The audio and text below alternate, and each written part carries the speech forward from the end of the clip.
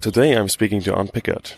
He's been the former marketing chief of Lidl UK and then Lidl Germany. One of his major jobs was establishing the Lidl brand in the UK and bring the different Lidl brands in Germany under one roof. In the last years he successfully won many awards for Lidl and for himself. So Arnd, good to see you today.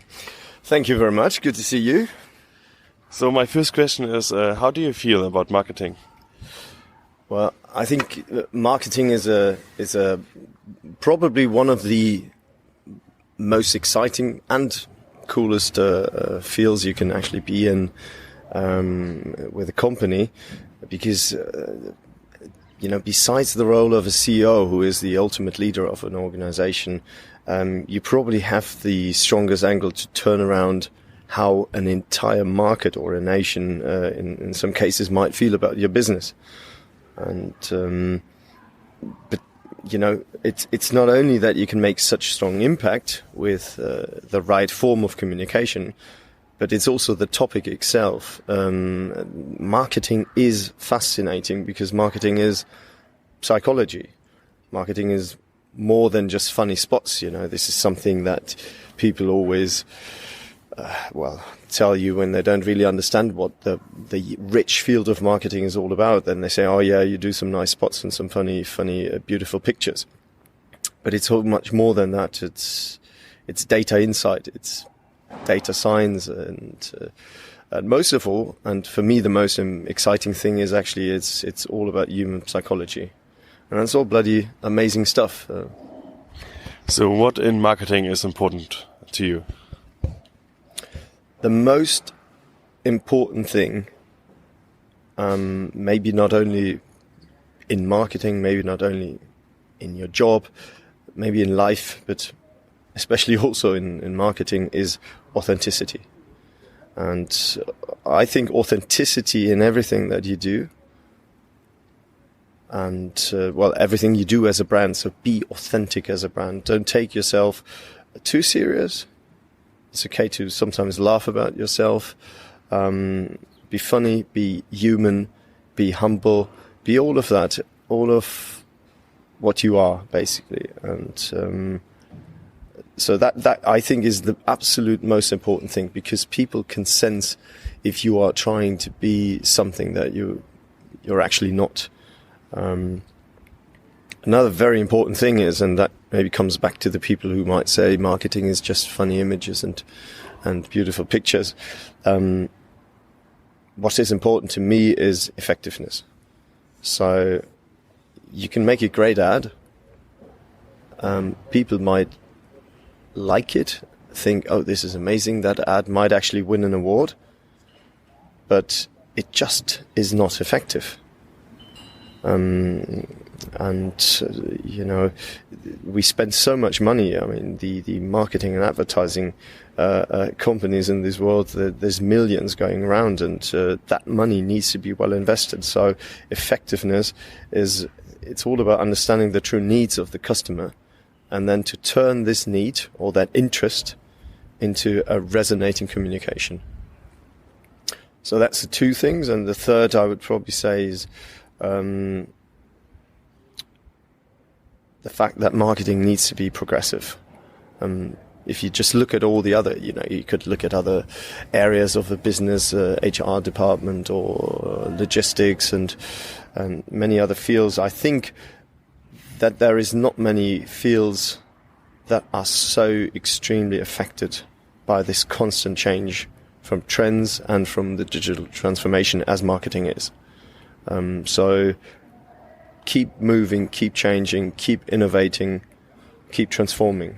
So authenticity, effectiveness, and progress and innovation. So let's go back to authenticity.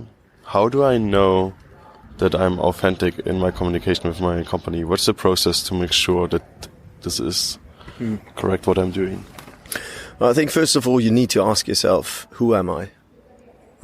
Very big question, and you'd be surprised, I think, how many people, people for themselves, but also businesses, have not actually ever really answered that question for themselves. and you gotta find out what your core belief is, what is your reason to be, or if you don't have it yet, so what do you want it to be? And if you work this out, then you know exactly where you want to go, and then that pretty much easily defines being authentic. What does it mean in the example of Lidl? Like, who is Lidl? Oh, Lidl is basically an enabler for everyone in every market where we have operated at the time to always deliver a great quality for the best possible price. And so you enable people to have to enjoy life and to open a bottle of champagne maybe for a price that they have not seen before in any other shops. And I think that's a very strong belief, always being great on the quality and amazing on the price, and being just a very smart choice where people should be shopping. So you would keep it normally by one main values to make it more simpler to follow them? Well, yes, I would probably say you need to start there, and then as soon as you've defined like your reason, your why, then you can obviously start working around like in a word cloud and, add more words to it that actually feel right for you. So you could obviously then define and say, I want to be more on the, I want to be very strong on the honest side, or I want to be very strong on the fancy and cool side and that sort of stuff. So you can obviously add and click on to that in terms of what direction you want to develop your brand. And that obviously should have to do with your competition, because if your competition is all going into one direction, from my point of view, you should definitely go into a different direction. Yeah. So effectiveness is always a challenge for everyone. So what are your biggest learnings how to be effective in the marketing area? Let's start with the creative part, because there's obviously different areas where you should really improve your effectiveness every day. There's the media part and the creative part. If I start with the creative part, then effective marketing, I would probably say, needs to pop out of the grey mist of all the boring and standard advertising that is out there.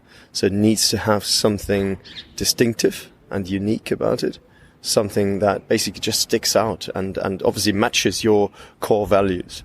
You can do that in different forms, in an emotional way, in a dramatic, in a drastic way, even in a provocative way you could be. So that's basically the creative part. And if I then think about the media side, that has to do a lot with figures and analysis, and less with the psychology, but more sort of with techniques and different channels. So you always have to work out, how does your product, as in the TV ad or the radio spot or whatever, how does this actual single ad work best? Does it work best just on a printed word? Does it work best on a visual channel like a YouTube or a television? And that is, first of all, that very important choice that you need to make, where to place it, or to place it everywhere is also an option, obviously. And then on the other side, you need to start your retrospective analysis on how effective you have been. So after you've basically, let's say, done all your campaign, you should wrap it up later on and then try to work out what has worked best. And you can best do that with either, let's say, market research, or you look at obviously click figures. This is the beauty of the digital new era, that you can now really see how people behave, how they consume marketing. And there is obviously a more scientific approach to this as well, which is called econometrics, modeling in a way, and that is a very complex way of, in a very analytical way, trying to work out what has worked best. Considers competition, considers the weather, considers your promotional offers, considers basically everything, your usage of channels. And if you put all this all together, then it becomes some kind of matrix and very complex. But when you got there in the end, you really get deep insight on how effective marketing can be. So Lidl has the interesting challenge that they talk to a really broad audience. So what are like the main tips you learned or the main tips you got out of your experience, how to communicate to a broader audience in an effective way? Yeah, I think there is 3 different ways how to communicate in an effective way. And one is that's not always the case. You have a bloody great product and everybody's absolutely raving and going crazy for this product to buy it. So obviously it will sell quite well because there is such a demand and hype for this that your effort can be fairly limited. So sometimes a little bit on social might be enough, or some bloggers, and it'll just fly off. But that's not always the case. So often you need to help a little bit, or you sometimes need to help people to actually understand the product, because it might not be self-explanatory like a pack of cheese. You don't need to explain a pack of cheese, but some other things you might need to explain a bit better. And I think in that case, if you really need the advertising, you should do, well, ideally incredible smart advertising, so that it does sell the product even with a low marketing budget. And by incredible smart, I mean that your brand and its marketing resonates with the target audience. So again, with the consumer, that there is somehow it clicks, it links with people's minds, and it could be either what I mentioned earlier on this emotional side, it could be on the humorous side, or in any other form. Anything that connects people's minds and feelings.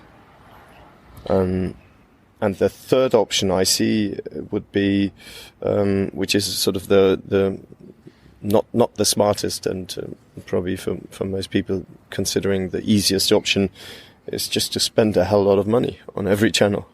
At some point your message will get to people, but I think you can clearly see that I prefer option 1 and 2. They seem to be more sensible in a way. Do you have examples for smart marketing? It's about timing, the right timing. So if you realize that there is a trend, you can jump on it. And so if you use what's trending, and you're just fast enough and you're smart enough, you can basically jump on that. So we had a situation, for example, there was a football match from Hoffenheim, and I forgot the name of the coach, and he was so upset with the match that he threw a bottle of the mineral water, and the mineral water, by some coincidence, was because we were the sponsor at that time, was a Saskia bottle. And so I think the Bild Zeitung actually jumped on that straight away, and making a big article about it. And we thought, like, there's something in there. We got to work with this. And so I think in about an hour later or so, after that thing came out from the Bild Zeitung about this, on the same evening, we posted something on Facebook about, that also bottles have feelings, and that next time, ideally we bring it to, to the Pfandautomat, so to donate potentially some money for the Tafel. And so that was just about an hour or so later, and obviously this is stories that really relate to the public, and that name for our water and for the brand, but also the humor for the brand. I think right at this point, at this time, is just what sticks to people's minds. Yeah, and that doesn't cost anything. Yeah. You just got to be quick. Yeah. So how would you define your creative process in general? Yeah, I mean, I think most of all, or the most important thing is maybe just to say that from my point of view, being creative is a state of mind that cannot be forced. And creativity itself is a glimpse of an idea or a spark that can basically pop out of nowhere, and often when you least expect it. So we always call this, and everyone knows about it, is sort of the famous in the morning in the shower moments when you least expect it, and then you have this idea. So you cannot say, if we spend 3 hours, we force ourselves to spend 3 hours thinking about something, we will come up with a great idea. Because the creativity is not an Excel sheet that needs to be completed or some kind of homework that needs to be finished. It's something much more sensitive, or much more it's definitely something you just cannot force. How does it work for yourself? Like, how is your creative process? Yeah, obviously you can imagine that I'm not sort of right on the creative front, and that it's not part of my everyday, that I try to be creative myself. There's so many great creative people that have been around me, that I could rely on them coming up with great ideas. But again, sometimes I'm also in the shower, and as you can imagine, and sometimes I have these ideas, and or it's just watching something on television, or flicking through your Facebook timeline, and you just get this idea. And so I think one moment, and that's where I'm it's actually a little bit ridiculous, but it was very successful. I think I was flicking through my Facebook timeline, and I realized that there was different people not connected to each other actually liking something that was called the shooting stars meme. And I thought, okay, that's interesting. Seems to be, if these different people seem to jump on that thing, like it, or seems to be something about this. And so soon I saw, maybe it was, I don't know, was it Borussia Dortmund, or somebody, definitely like a brand or a company or a football club, or somebody also then jumped on it. And so I could tell that there's definitely a growing trend again. And it was the terrible time of the unicorns, and we just had a product, I think at the time, that we wanted to push. I think it was smoothies. And so in my head, I kind of brought these two things together, and I thought there's always this, this shooting stars meme is always one man or something that's sort of twisting round in universe, and continuously that song. And it was totally random. So I actually, in my head, then brought this unicorn into that film, and said, "We've just got to do the same. We just got to take a unicorn and then let it around and fly around, in this sort of pink universe and rainbow, and all totally random, and just take that song, and then we grab a few of our unicorn smoothies and we'll throw them in there as well, and let it all fly around, and just jump on that as quick as possible." And so we really hit the nail on the head right at that time, when it just gone through the roof, that whole trend. I think a day after that idea, we produced the whole thing and went live. And considering the cost and the likes and shares, I still believe that it was, at least for the time I was there, the most effective video, and even though it was totally random, but it just kind of hit that nail and that trend on its head. So yes, sometimes I might be a little bit creative, but I don't consider that my main job, because there's much more creative people around me, or have been, basically. So what is your strategy to enable the creative people, or to work with creative people around you?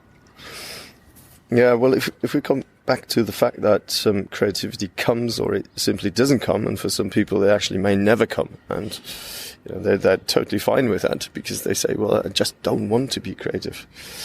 And I think my job is more to give creative people, or try to give creative people, an environment that may help them to easier reach that state of mind. So what do I do?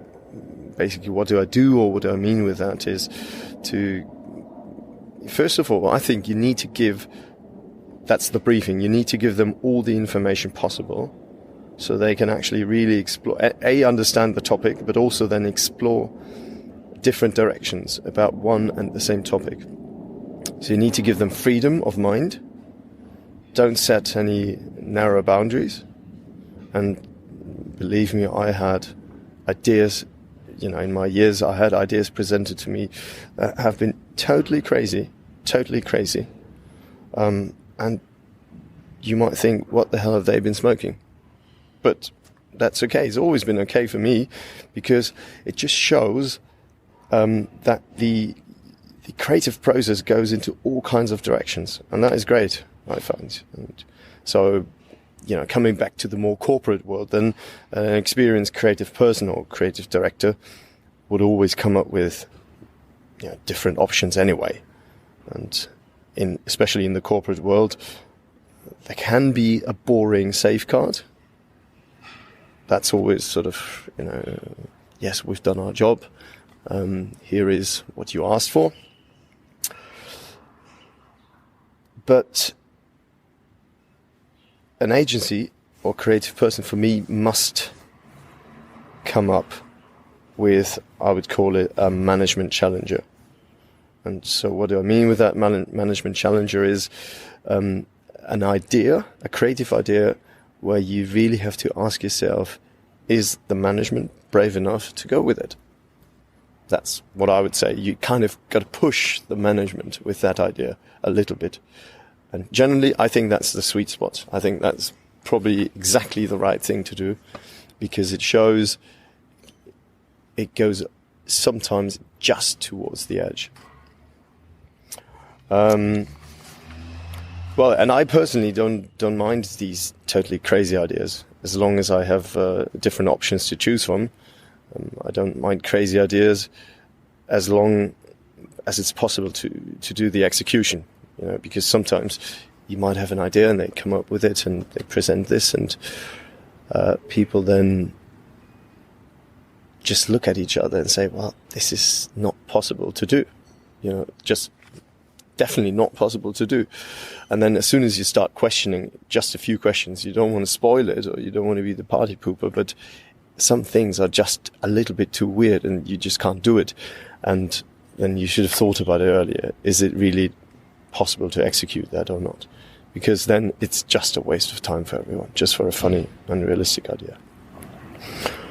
So, and then another, I think, big topic is the office environment. So if you put people into a grey, sad environment and tell them to have inspirational thoughts and creative ideas, that's not a good idea. It just won't work. I mean, people will still come up with positive, great thoughts, but I always think, why make it so difficult for them anyway? I think the moment you walk through your office doors every single morning should actually be a moment of pride and ideally also of joy. It can't be every day, but generally you should really feel that joy coming to work and be proud of where you work. And so that's all to do with the office environment as well. You definitely reach that easier with great office environment and a fantastic atmosphere that helps. So yeah, what else can you help, or how else can you help to create a positive environment or creative environment?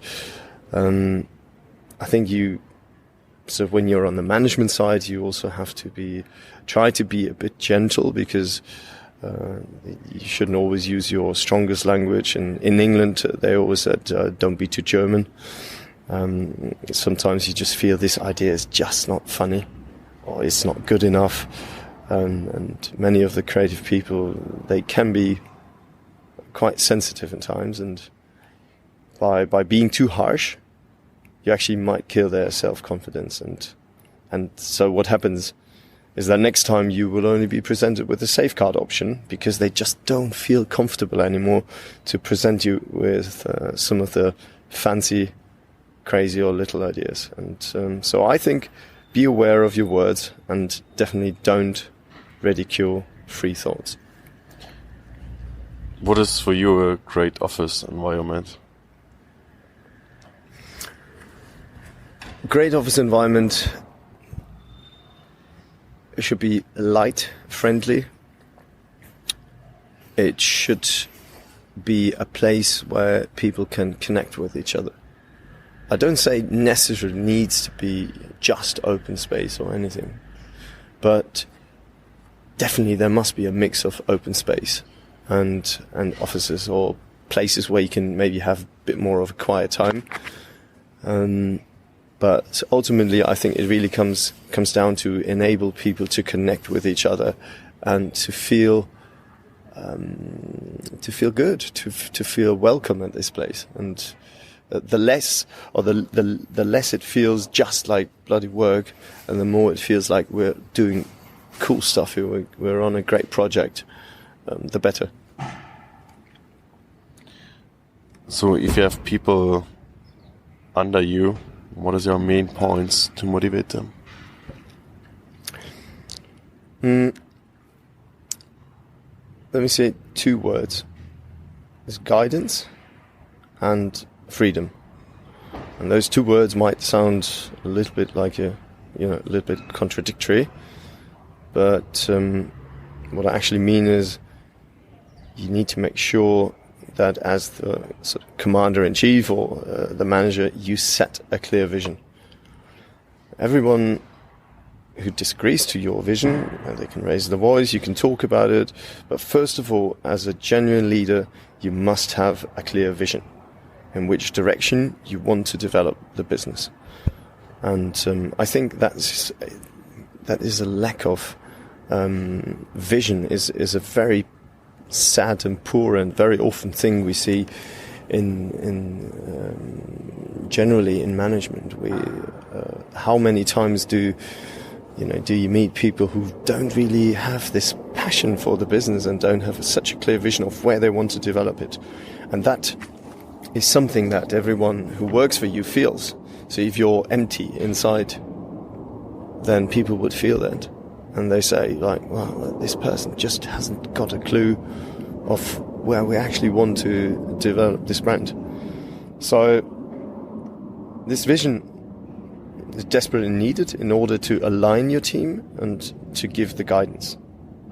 Now, freedom is equally important, but that's a totally different story. So everybody handles this different, but in my belief, freedom is gained over the course of working together.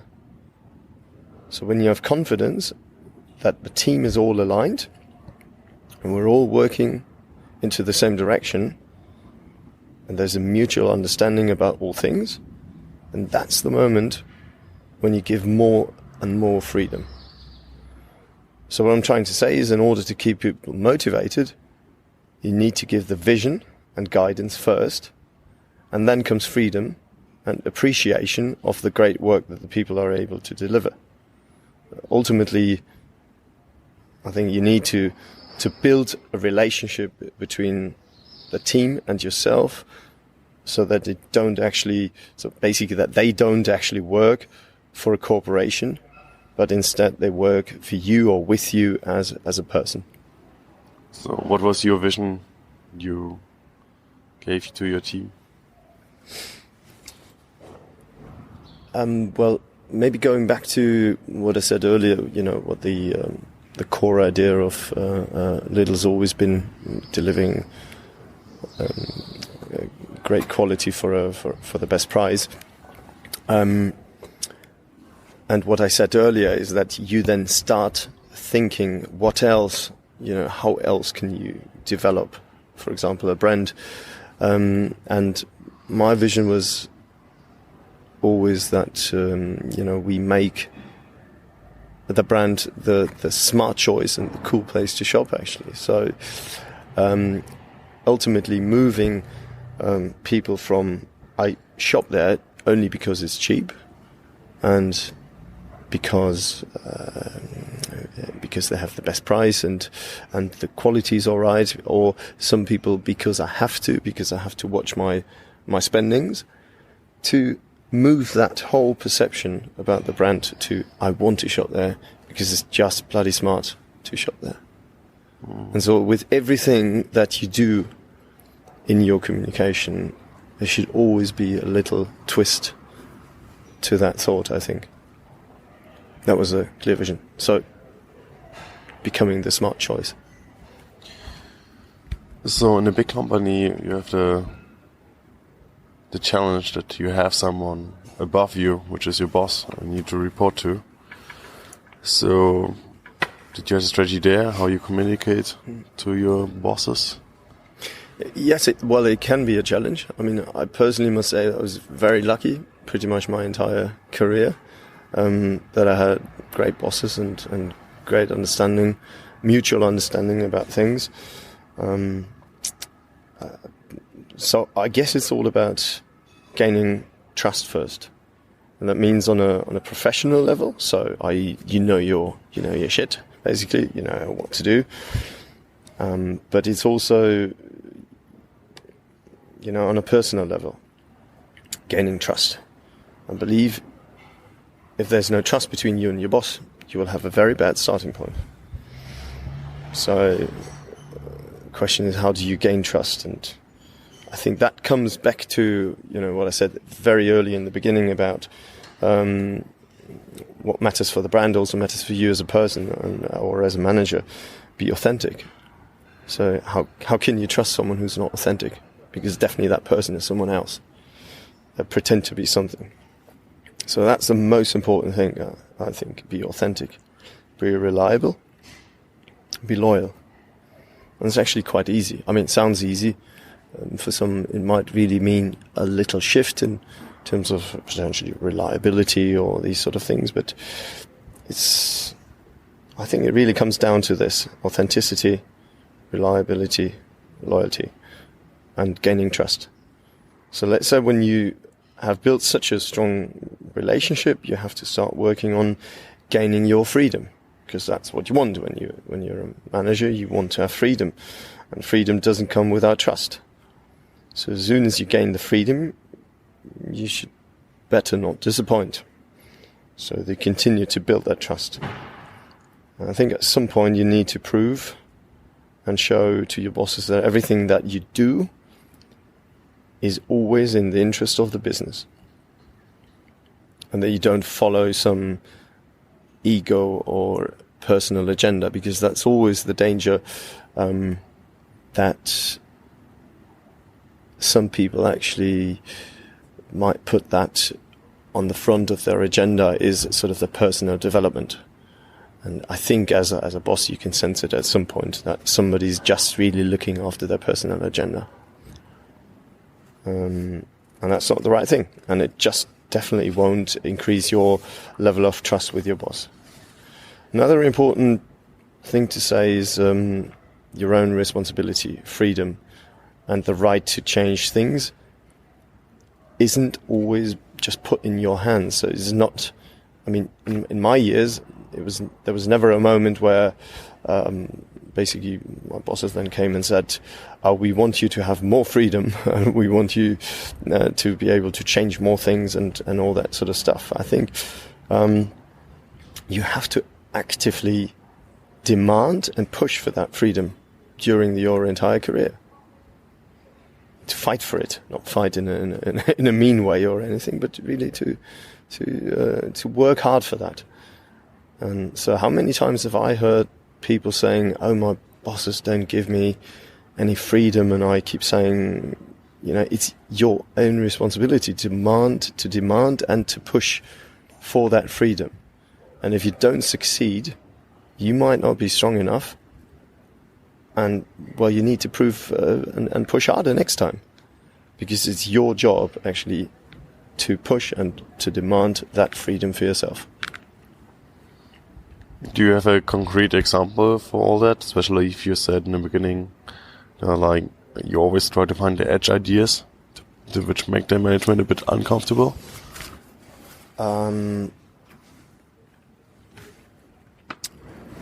Yeah, well, there was one example that was in the UK, and it was we called it at the time the 50p challenge, or it was called by the press the 50p challenge. It was a faux pas by one of the major competitors. They had a poster hung up, unfortunately, in the shop window, and it was supposed to be in the staff room, and it was actually it was meant to motivate the team members to basically squeeze more money out of the customers. And it says, if we squeeze out 50 pence from every customer until Christmas, we'll have a great year. Let's try and go for this. Now, somebody just hung that up in the shop window, and it was visible for everyone to see.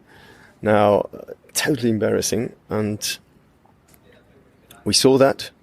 The idea was pitched to me, and the creative people said, let's just replicate that and turn it around, and let's just say we replicate the entire poster and everything, and we'll just say, let's make our customers basically to save 50p or more every time they shop. So we did that. We placed it right in the shop window, and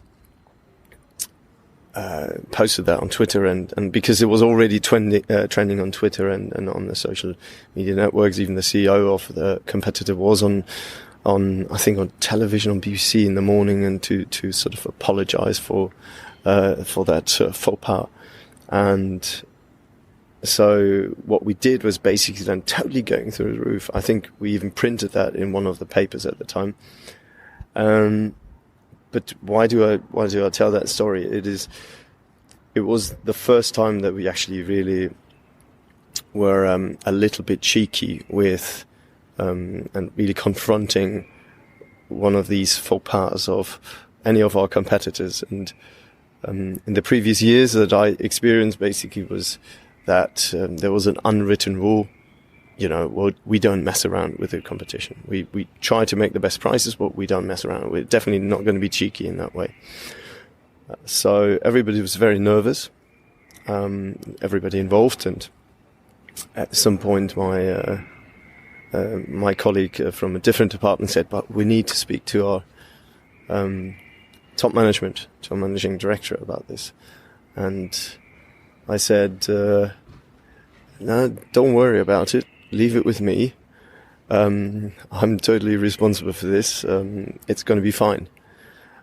I knew it would, I hoped it would, match his humor anyway. But, you're not 100% sure. And then the more people you ask in an organization, the more opinions you get. So if you have a bold idea, and you actually want to break the ice and want to do something that's not been done before, and that's actually quite cheeky, then sometimes you shouldn't ask too many people and just do it. So we did, and that thing just went through the roof totally. And the papers were all talking about it. Lidl was praised for just being so smart, so humorous, so funny, but he also had such a clear message about, us being the ones who make people save money. So, that was a decision I took personally, because I thought, I'm head of the marketing department, so, if not something like this, what else is my freedom? But I knew obviously that was quite a big step for the business, and because it was really going out there and kicking people's ass. So I was so 100% convinced and certain about this that I said, this is my freedom, and I'm gonna grab that freedom and I'll do it. Yeah. So, yeah, it was very successful in the end, luckily. Are there also downsides to it when stuff you tried out didn't work out?